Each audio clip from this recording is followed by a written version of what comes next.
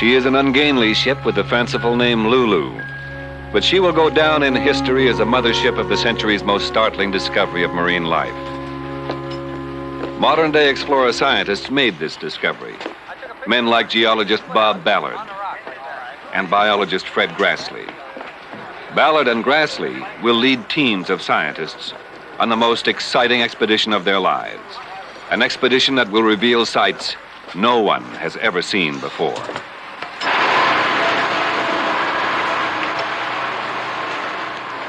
The scientists will explore the deep sea in the submersible Alvin, an extraordinary spaceship of the inner world. Equipped with a revolutionary television camera, they will take unprecedented motion pictures of strange creatures in the black abyss. For decades, oceanographers have studied the deep sea floor where no sunlight penetrates, where the temperature is just above freezing, where pressure is enormous and life is thinly scattered. Because there is no sunlight and green plants can't grow to form the basis of a food chain, scientists have had good reason to believe that the deep sea is like a desert. But in 1977, scientists were amazed to discover in the Pacific warm water springs or vents with temperatures up to 60 degrees Fahrenheit. And around the vents, a myriad of creatures no one had ever seen before. Biologists were astounded. What were these animals doing there? What could they find to eat in that desert world? Geologists were equally confounded. A mile and a half down, they had discovered 4 vents in a small area. Was this a freak oasis? Or were there even more vents? Could such vents even be a worldwide phenomenon? Now, a second expedition sets out to explore the vent area to seek answers to these questions. The answers they find will revolutionize our concept of the deep sea.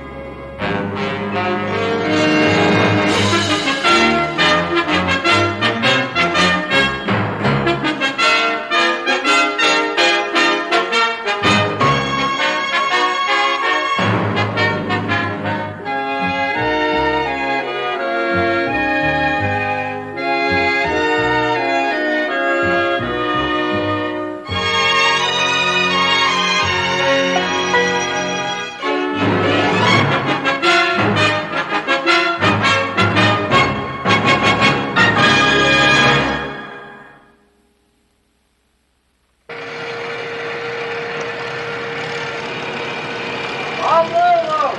80 men and women and 2 research vessels converge on Panama.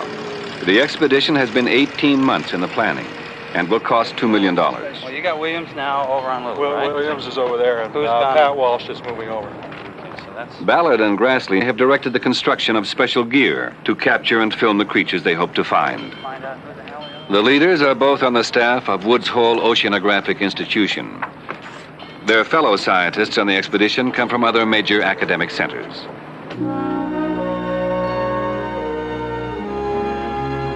The day of departure, January 14th. Looking more like a floating factory than a ship, Lulu is actually an outboard motor vessel. Her 2 hulls were originally pontoons used in mine sweeping, and her decks are strewn with equipment vans, housing laboratory, machine, and electronic shops.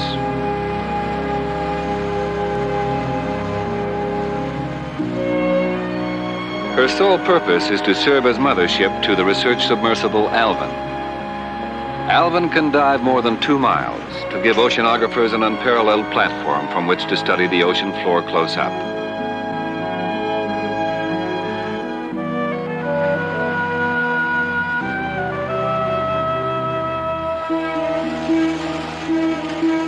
But before Lulu and Alvin can begin their work, the vents last seen 2 years ago must be relocated. That is the job of Bob Ballard on research vessel Gilliss. Ballard had hoped that Gilliss could depart first, so that he would have the time necessary to find the vents before Lulu arrives on the scene.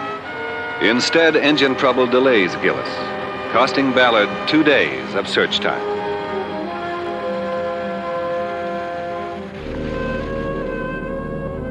The vent area discovered by the 1977 expedition is more than 200 miles northeast of the Galapagos Islands, on a rift zone where the molten magma of the Earth's interior is near the surface. Bob Ballard explored the teeming vents on the 1977 expedition.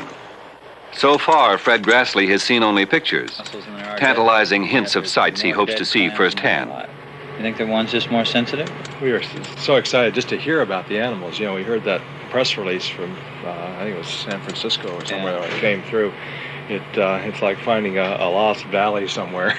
Well, it was. You know, you've been diving a lot, and so have I, and I'd almost become a little insensitive to it all because it is so barren down there. And when I came into that vent area, and this is one of the first slides I took, it was like going to Disneyland. Well, you never find big animals like that in the deep sea because, well, everywhere else the animals are dependent on the food that comes down from the surface, and this thing seems self-contained. It seems completely self-sufficient. Ah, there's the dandelion. There it is. We just have no idea what that thing is now. You know, the best guess that somebody made at Woods Hole was that it was a large one-celled animal, something like a radiolarian. Doesn't look like it. You see the filaments coming out that seem to attach it to the rock. Yeah. Then you see a bunch of these other little fingery things. And they look like they're feeding.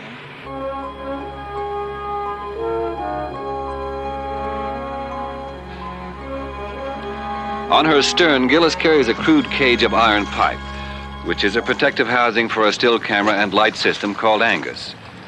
It serves as Ballard's eyes in the deep sea. So I figured I'd give it a little cosmetic. Not that it improves its abilities, it improves people's confidence. Don't want anyone nervous at this stage. On one sweep, the Angus camera can photograph an 8-mile-long series of pictures. Only after the location of the vents is confirmed in photographs will the sub be launched. 50 hours out, Gilliss passes Lulu. Ballard has to wonder whether he can make up the lost time. We can't even get them to wave. They're all turning their backs.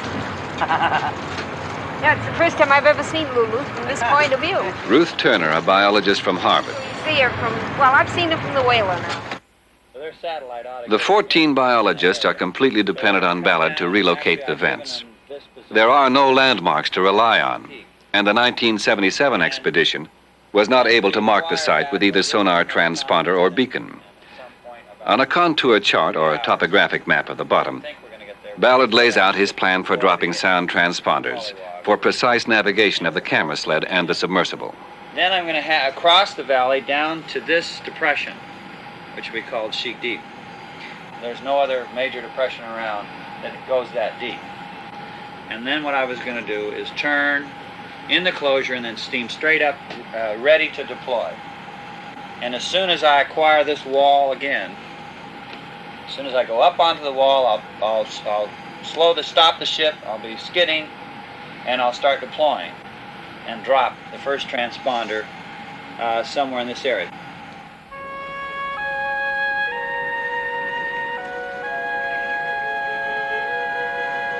In just a few hours, Ballard will face a lonely responsibility. The expedition and even his professional credibility depend on his success in finding the vents, and finding them quickly. Any loss of dive days means that some scientist will lose a chance he has been anticipating for 2 years. And from here to here, it's 3 degrees. After 3 days at sea, Gilliss approaches the rift area. At 11 knots means we should get on station around midnight. Always arrive at midnight.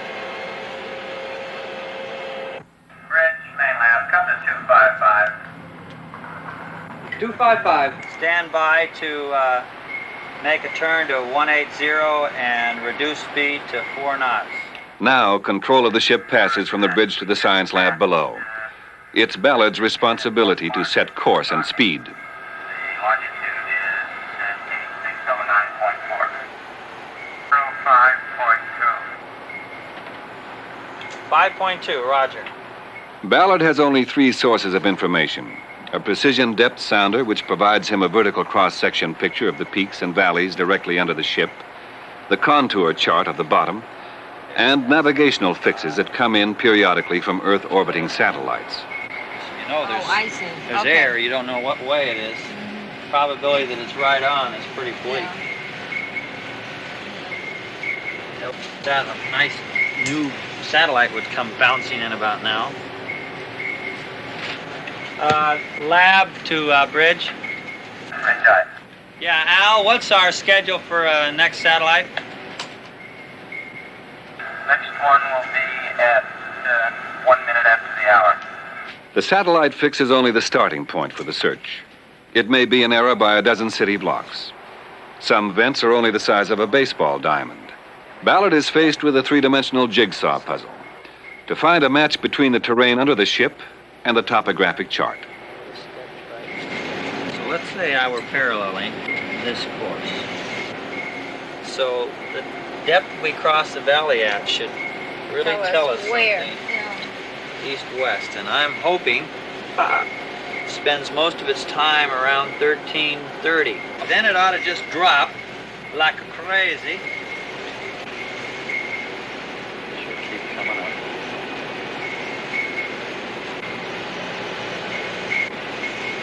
It's already at 13. There's a 13.9. Oh, I want to get this over with. And there is the pressure of time. Now the ship passes over the 2-mile-wide Rift Valley. If Ballard is not to waste the night, he must determine his position before he reaches the other side.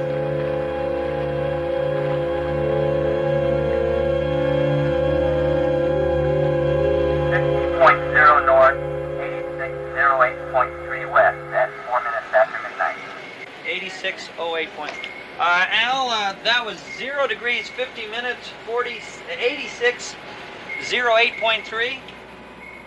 Right, that's what the satellite fixed at that time. All right, now, where the hell does that put us on this map?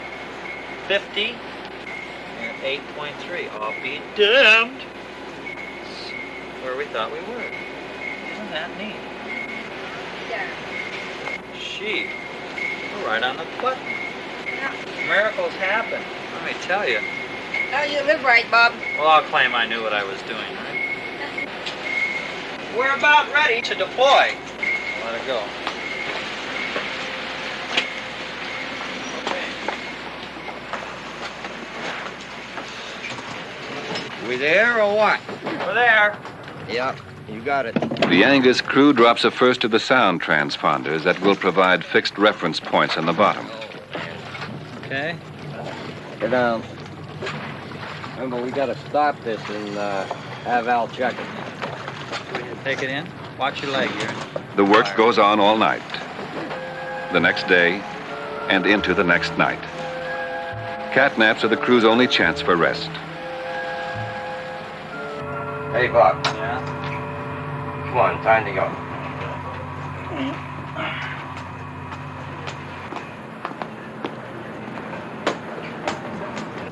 Finally, with the triangular transponder network in place, the crew lowers the camera sled. All right, have them come around to 090. Go ahead down.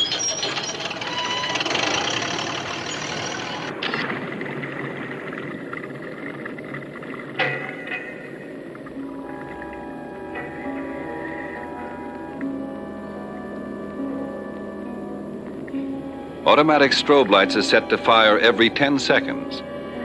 Ballard believes he knows exactly where he is, but he can't be sure until he succeeds in photographing the vents with the Angus camera sled.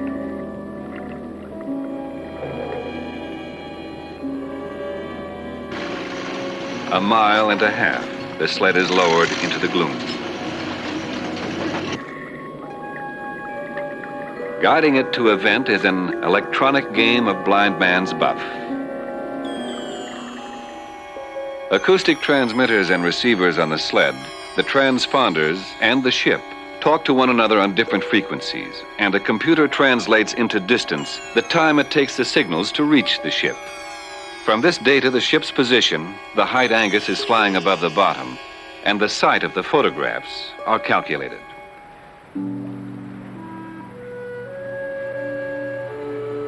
Wind jump to. Only constant attention keeps Angus flying low over the bottom. What happens if these clam beds are all dead from 2 years ago? Well, that's going to ruin a few people's day. That's what I was wondering.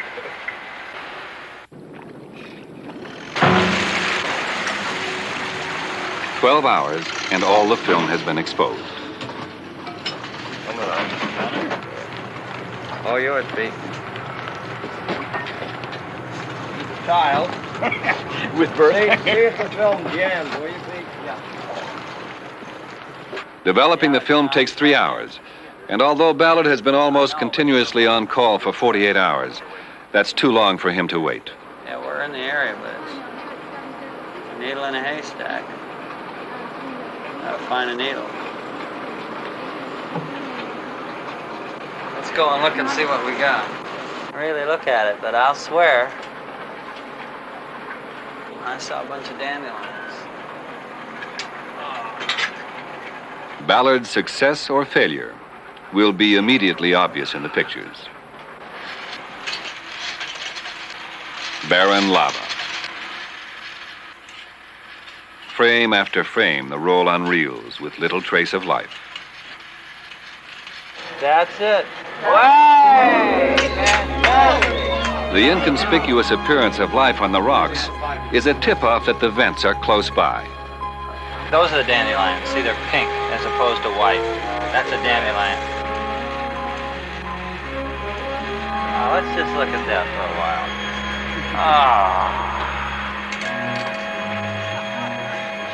Did you realize that we have about 4 frames to go? January 20th. It has taken 2 days for Bob Ballard aboard the research vessel Gilliss to locate a likely vent area. Now the action shifts to Lulu and Alvin. Before the submersible can dive, there are literally hundreds of systems that must be carefully checked. A minor failure during a dive could force the pilot to abort. A major failure could kill the divers. Rudder. Coming right. Back in midships.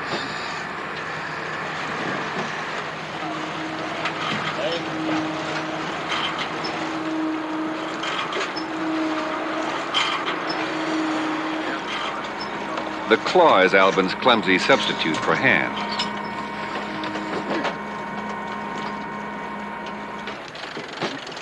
Scrap iron weights help submerge the sub, and when released, allow her to rise again.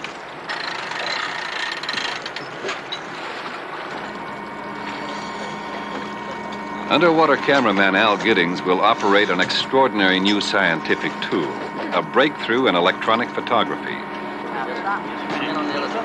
It is the prototype of the world's smallest color video camera. If not, then we gotta put something in the other arm and bring it over here. This will be the first deep water test of the biological gear developed to gather specimens.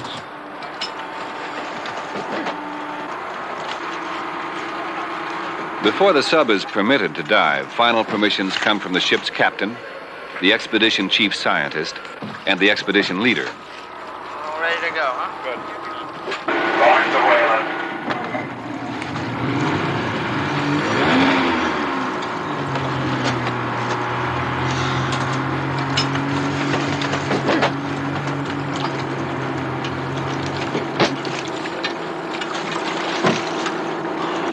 Launch the submarine. Launch the submarine.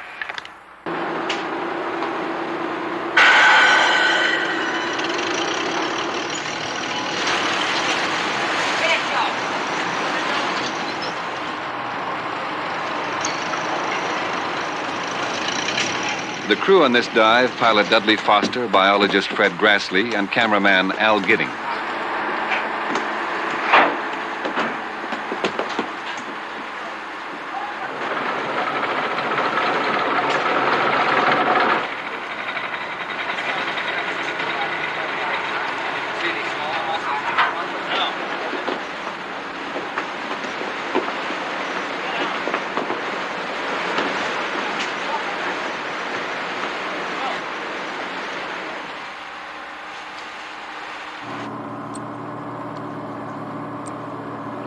The cradle descends and the sub floats free. Alvin depends only on her own power for diving and returning again to the surface.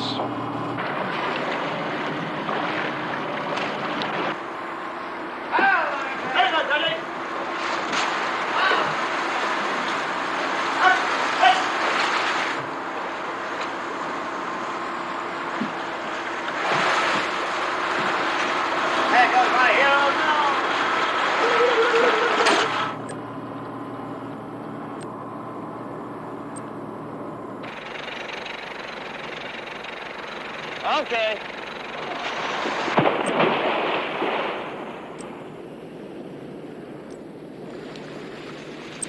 Her front littered with baskets, instruments, and arms, Alvin almost looks like she needs some re-engineering. But like an orbiting satellite, she has needs more vital than streamlining. Lulu, Alvin, my surface hydrant light and radio beacon is on, hatch is shut, oxygen's on, blower's running, UQC's on, tracking's on, 8.1, leaks, grounds, and dumps are normal, no joy in the pedometer, ready to dive, permission to dive, over. Your launch altitude is 2,500 meters. Permission to dive, over. All right, you're diving.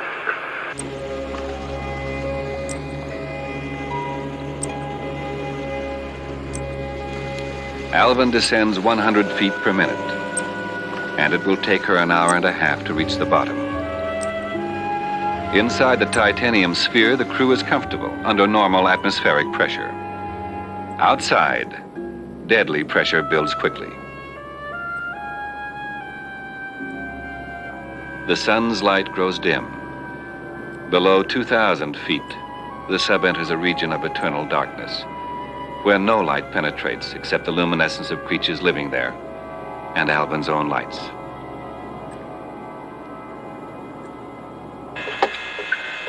Lulu, Alvin, my depth of 1,000 meters.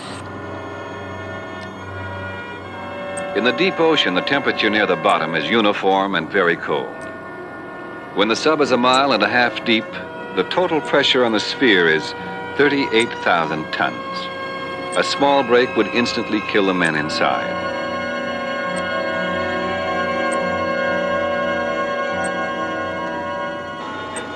Lulu, Alvin, I'm on the bottom, depth 2500, neutral trim 1573, temperature is 2.1. Can you give me a vector to the event, over? Alvin, this is Lulu. Your target bears 280 degrees, 30 meters, over.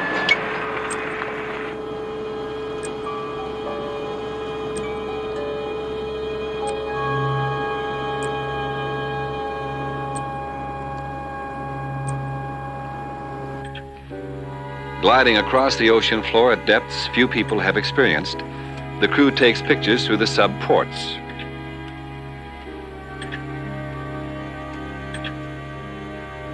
There's very little cover of the rocks, nothing like the other area we had.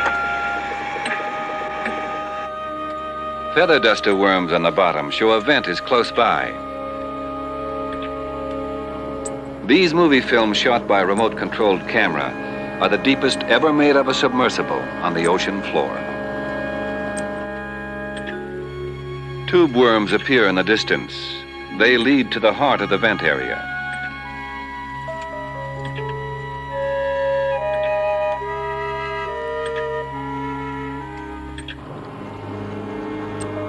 Now for close-ups, Giddings swings a video camera into position.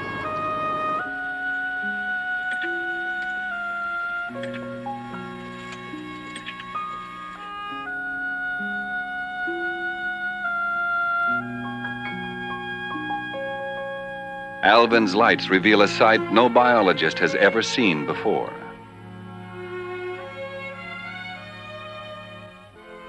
Fred Grassle has waited 2 years for this moment.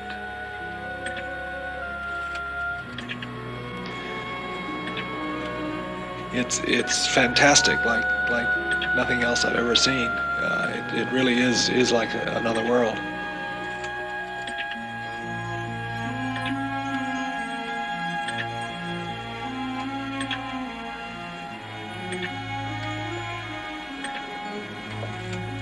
Those white ends are the mussel siphons, and what we need to find out is whether the food is bacteria. Oh boy, it's incredible. I have no idea what that worm is.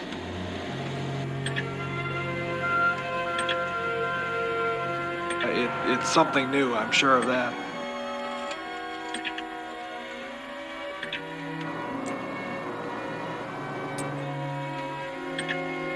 What's he find to eat down here? I think he must be eating clams or crabs. There's certainly a lot of food there for him.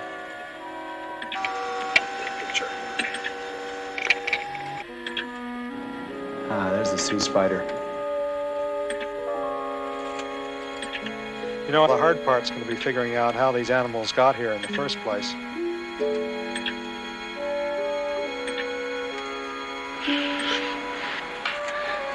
Beautiful animal. It looks as if thin filaments are holding it to the rocks, and it's held up by the gas bags. Gives it that appearance of being suspended in space. I hope we can get it back intact.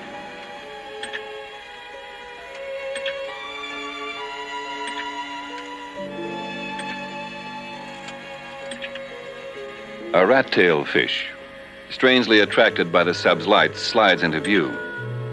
These fish are known to feed on animals in the bottom. That little beard under his mouth is used to sense animals, and they can actually push their nose down into the sediment and stir up the bottom, and then they sense the small animals and grab them out of the water with their mouths.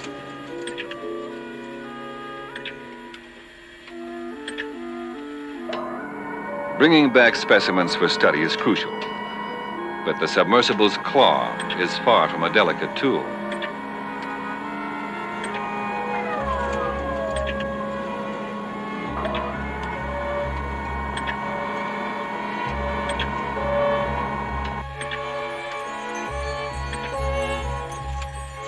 I really think that the brilliant red color that you see is exactly what it looks like. It's just like blood that a person has.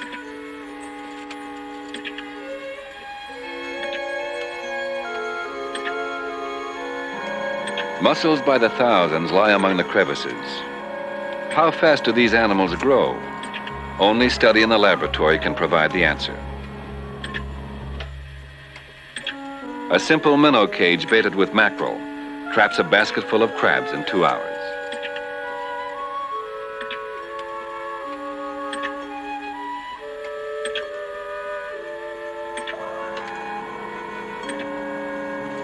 For the trip to the surface, the whole lot is dropped into an insulated container to protect them from changes in temperature.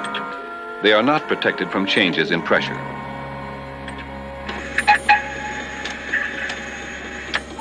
Lulu, Alvin, my depth is 2-4. 7-2, we're ready to surface, over.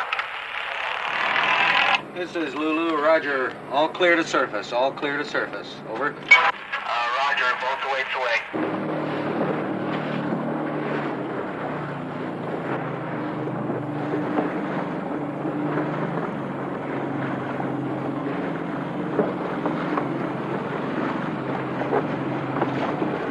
Hey, babe, I'm going.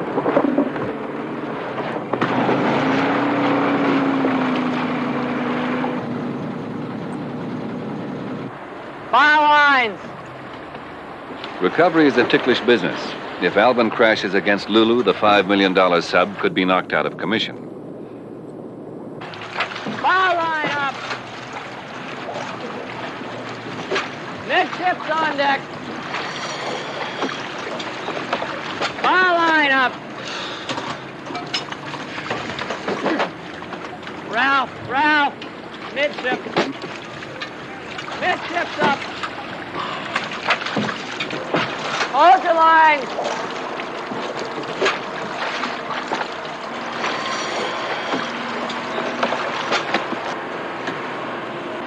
The cradle rises and the submersible grounds.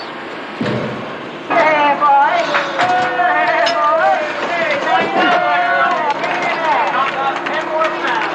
What's your head? Dynamite, yeah. That's some really fine stuff. We just collected everything we could. We got a scraper sample, I think. Right down in the Pocanopper. Someone want to take these before they get any ideas? Tell them about the poison sea snake? Yeah. Ah! I hope I catch you. I score one for the crabs. Oh, that water is freezing. This is why not? I want to say, get that into the instant ocean pretty quickly, Ruth. Can you grab this edge now? The first tube worm. Well, I'm just going to put these in the instant ocean.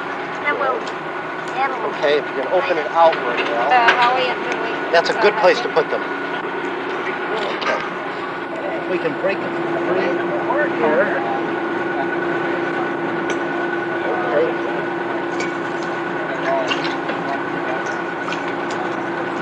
How about that? Bob Hessler of Scripps Institution of Oceanography. I used to work on poganophorans from the deep sea, and the animals that I would work on were about this long and so narrow you couldn't even see the width unless you were dealing with a microscope. And to be working with these things where you could use a knife and fork and spoon for dissection is just absolutely remarkable. One doesn't do this very often. For the expedition biologists, the work has only begun, and the work of the Alvin crew never ends. Each night they must work all night if necessary to prepare for the next day's dive. Yeah.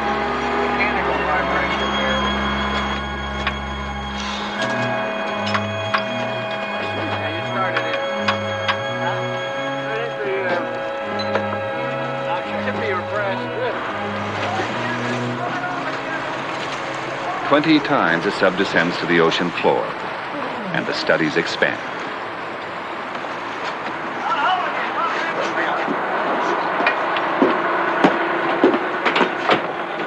Open it up. There's quite a bit of material in there.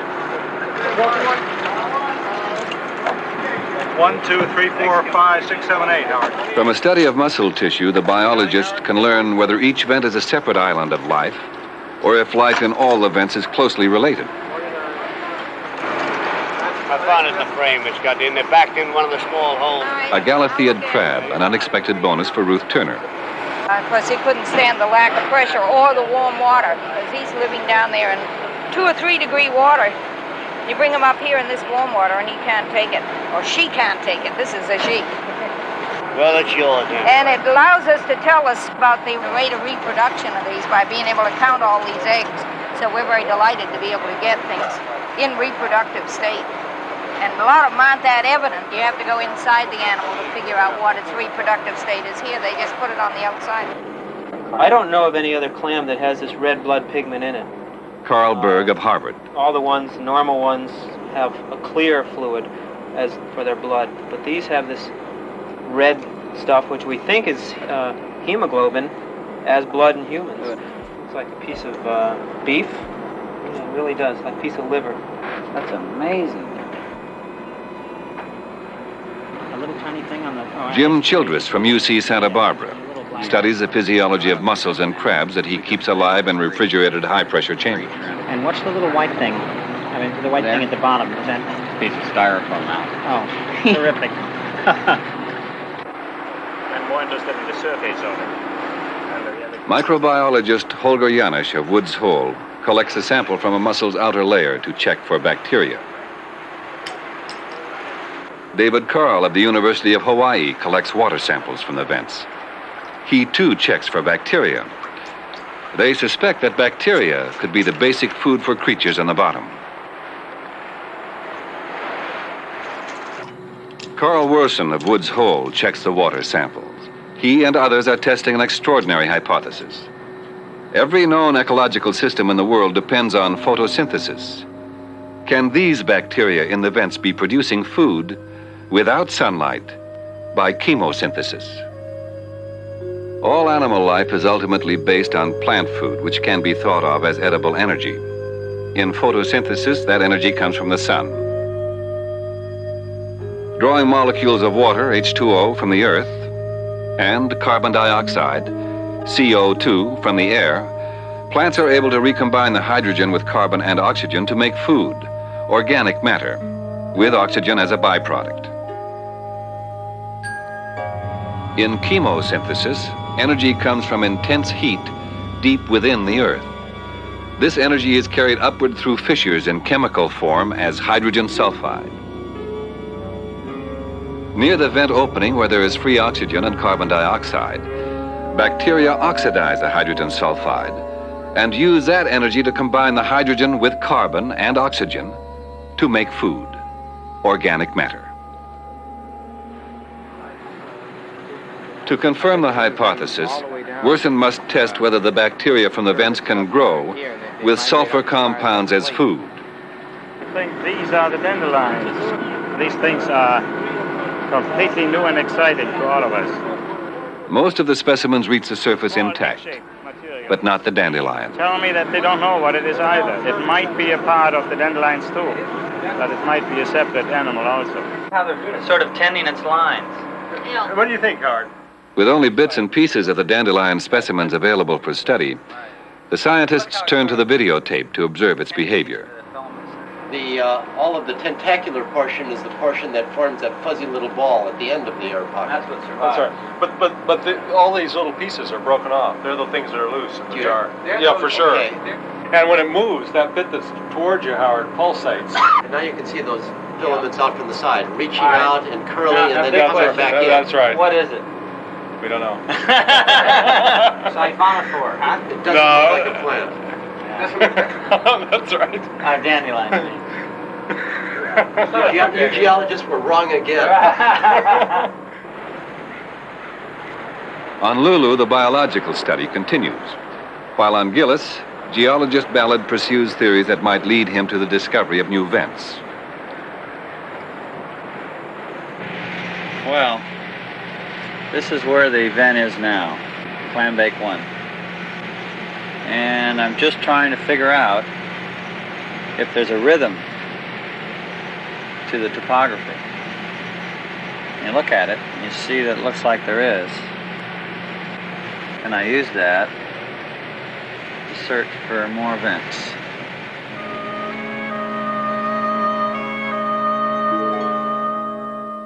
If we could cut across the Galapagos Rift and peer inside, we would see that the Earth's rigid crust of continents and ocean floor is very thin. Beneath is a molten interior. The vent area is one point where that molten interior breaks through the crust. It is part of the largest geologic feature in the face of the Earth, the mid-oceanic ridge. 40,000 miles the mid-oceanic ridge stretches, but of it man has thus far seen only 40 miles.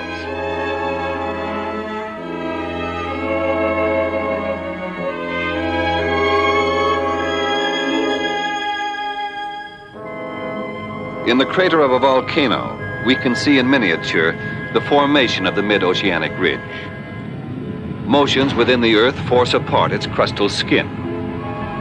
Molten magma periodically erupts into the resulting rift.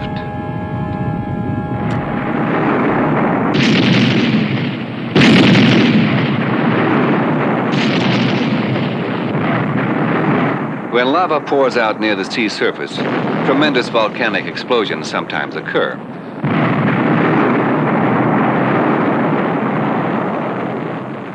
In time, submarine seamounts or islands are formed.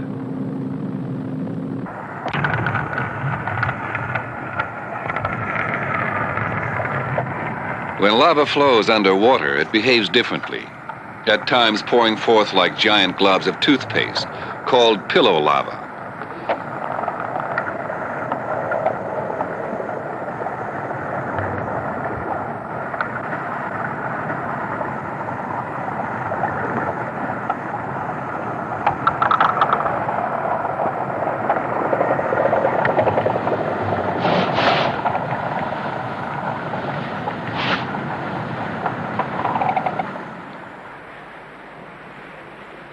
On Lulu, the biology dives are over.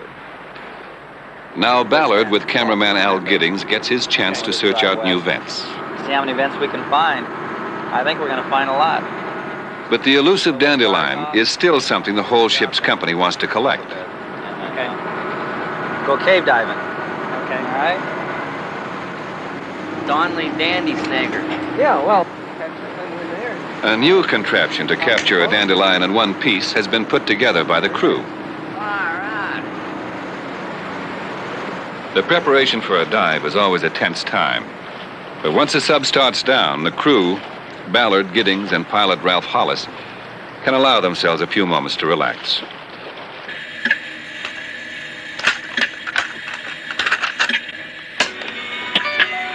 That sounds all right so far. I can live with that. All right. Is that a new singer? go a river. Longer than the trees, younger than the mountains. Is it clear to stand up? Take me home to play. I belong with you. Are you trying to make up for the crust? Yeah. Hey! Come on, Hollis, let's drive this thing. Where do you want to go? Where do you want to go? Lulu, this is Alvin, passing 250 meters, over. With the sub on the way to the bottom, some of the crew pursue their own prerogatives.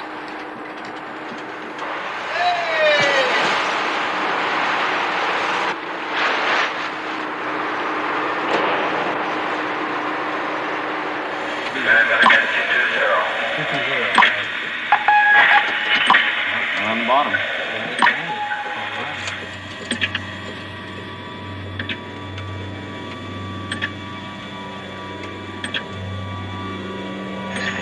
We're at the edge of a drain-back crater. We actually went inside the crater. Try to drive forward, Ralph. And let me film the edge of this. When the sub is maneuvering in such tight quarters, the pilot must always be aware of dangerous overhangs.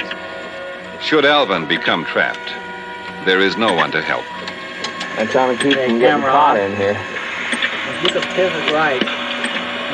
Right or left? Right. Pivot right. No, I can't. It's not that wide, Bob. No, I see your problem.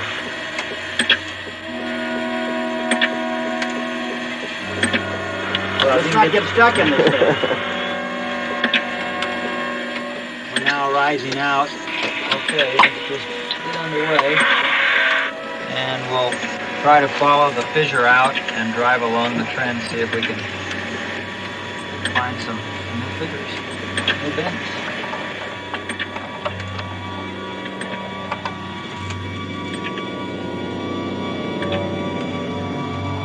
Do you see that white stuff along the edge of the rocks?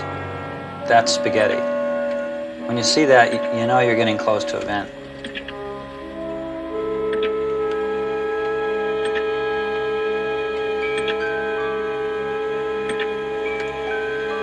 Quarters in Alvin are so cramped and her lights reach such a little distance into the gloom.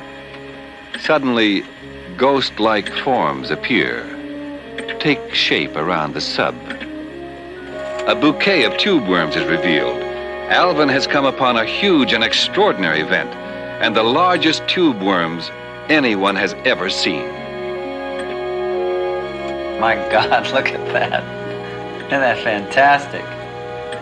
It must be at least 8-10 feet tall. And look at how many there are. Look at all that material in the water. It's just like a soup. This is just the biggest vent I've ever seen. Look at how extensive that life is. In 1977, we never saw anything like this. And we saw tube worms. There was a few of them. They were a few feet tall, but look at this concentration. Pictures taken through the sub portholes can capture the overall view of the vents, but only the video camera can record the extraordinary close-up detail of the creatures.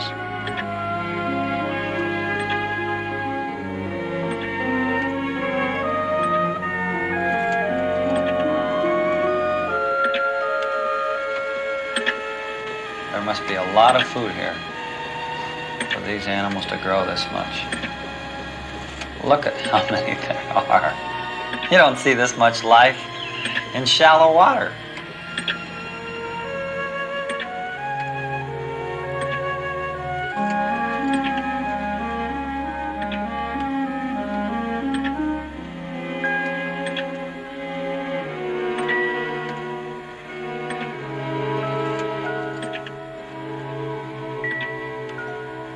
Hal, I wish we had a biologist here to see all of this.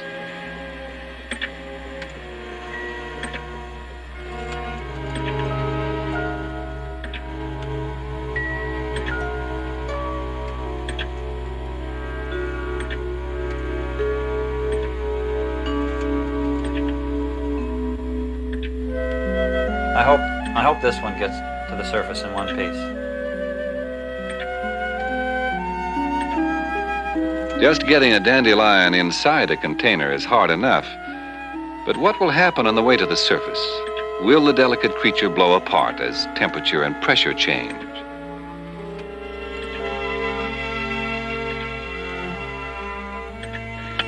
Lulu, this is Alvin. This is Lulu, Roger. We had a very good session in the vent. We've named it the Rose Garden. Truly looks like a series of beautiful rose hedges.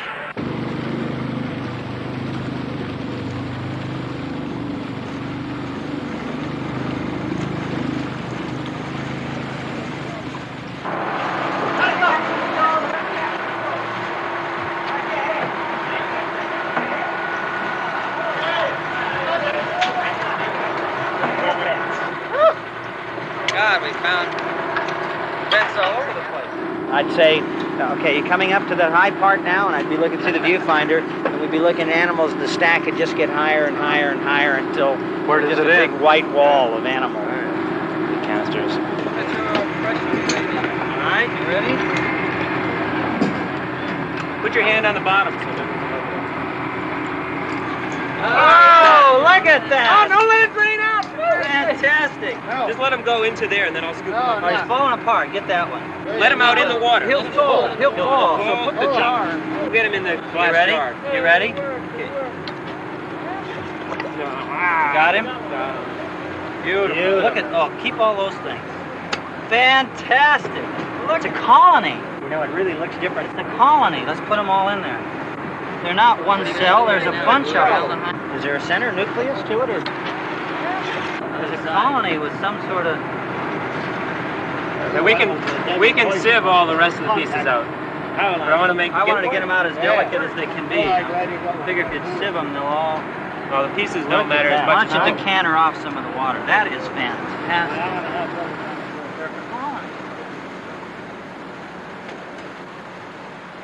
So fragile. And all those little white things that came off, you know? Let me cap it up here. Brody here made it, designed it, second generation modification. Yeah, but it took skill to use it. It took skill to use it. We sent the skill, we sent the technology, it all went together and made a great thing. That's good. Sure never seen one of those before, right? Never seen anything like that before, no. You're the first biologist that ever did, I think. Huh? That's probably right. First one to see it all complete, total, like that. Really a pretty color, nice peach color. I hate to kill something that's as pretty as that. Dudley was out of his mind and finally picked it up. You know. You preserving it now? Well, I'm afraid it'll disintegrate as soon as it gets warm, and/or because of the pressure.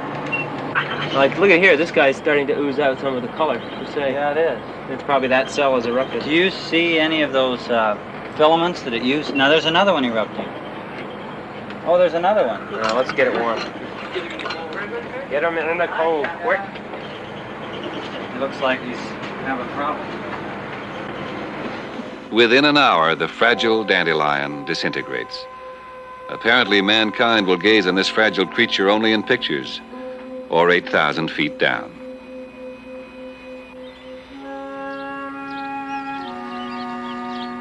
The expedition to the Galapagos Rift lasted 45 days. But at places like Woods Hole, work on the specimens collected on the dies will continue for years. Grassle and others have already discovered that the red-topped worms have no close relative in the world of animals. Possibly they are in a new phylum, the most basic division of zoology. The dandelion related to the Portuguese man of war consists of hundreds of parts with specialized functions. The mussels are a new species. The crabs are a new family. But the most basic discovery of all was confirmed by microbiologist Holger Janisch. There are two major findings that makes us reasonably certain that bacteria are indeed the primary producers of organic matter on these deep sea vents. And the first point is that a tremendous amount of bacteria are contained in the water that exudes from the vents. Tremendous amount of microorganisms as we have never seen before in seawater. And these organisms incorporate CO2 into organic matter. And this is done with a chemical oxidation rather than with light. So this is not simply a discovery of new creatures, but rather of a whole new ecological system.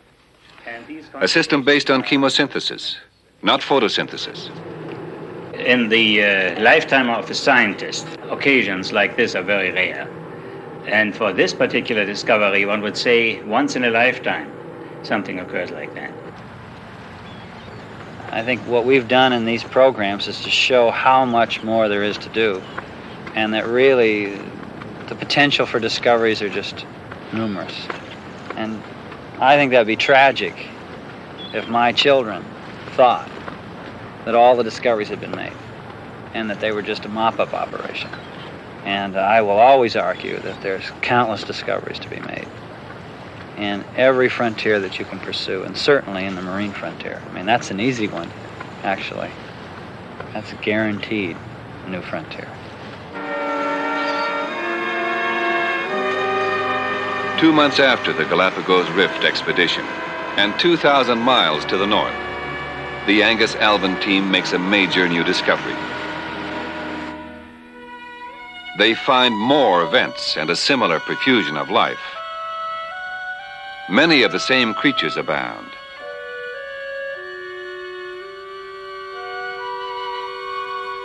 They find yet another kind of worm. The worms are probably a new family. Turbid water pours out of chimney-shaped vents. Water so hot, at 750 degrees, it partially melts Alvin's heat probe.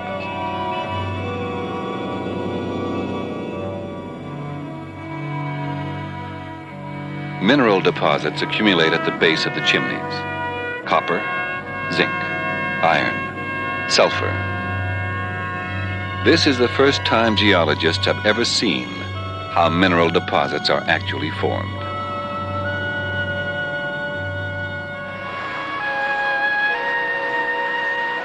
Scientists using Alvin have continued to explore the mid-oceanic ridge. The significance of their studies has not yet been measured. But we do know already that seawater circulates through the rifts and out again about every 10 million years, changing the chemistry of the sea. And the discovery of a new ecological system is the most important biological finding about the deep sea in 100 years. These finds have dramatically altered our concept of the deep sea floor, the animals there, and the water above it. Our view of the ocean can never be the same again.